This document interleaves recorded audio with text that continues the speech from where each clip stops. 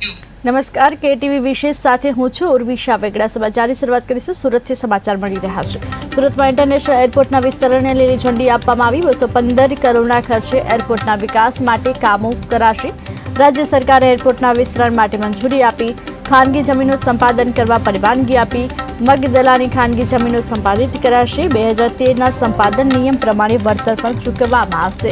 ત્યારે ખાનગી જમીનો સંપાદિત કરાશે તેનું વળતર ચૂકવવામાં આવશે। 2013ના સંપાદનના નિયમ પ્રમાણે ચૂકવાશે। જોકે ખાનગી જમીનો સંપાદન કરવા માટે પરવાનગી આપી છે। એરપોર્ટના વિસ્તરણ માટે પણ મંજૂરી આપી છે। એરપોર્ટના વિકાસ માટે કામો કરાશે। 215 કરોડના ખર્ચે વિસ્તરણને લીલી ઝંડી આપી છે। સુરતમાં ઇન્ટરનેશનલ એરપોર્ટના વિસ્તરણને લીલી ઝંડી। 215 કરોડના ખર્ચે એરપોર્ટના વિકાસ માટે કામો કરાશે। રાજ્ય સરકારે એરપોર્ટના વિસ્તરણ માટે મંજૂરી આપી। ખાનગી જમીનો સંપાદન કરવા પરવાનગી આપી।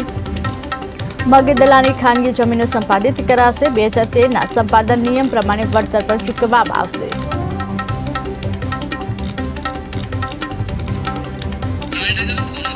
સુરતમાં ઇન્ટરનેશનલ એરપોર્ટના વિસ્તરણને લીલી ઝંડી। 215 કરોડના ખર્ચે એરપોર્ટના વિકાસ માટે કામો કરાશે।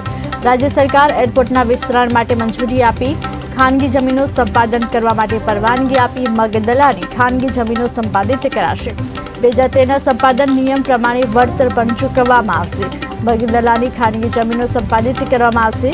ખાનગી જમીનો સંપાદન કરવા માટે પરવાનગી આપી છે। એરપોર્ટના વિસ્તરણ માટે મંજૂરી આપી। એરપોર્ટના વિકાસ માટે રાજ્ય સરકારે મંજૂરી આપી છે। વિકાસના કામો કરાશે। વધુ વિગત સાથે સંવાદદાતા બળદેવ દેસાઈ જોડાયા છે। જી બળદેવ, સુરતમાં ઇન્ટરનેશનલ એરપોર્ટના વિસ્તરણને લીલી ઝંડી આપવામાં આવી છે, શું છે વિગત?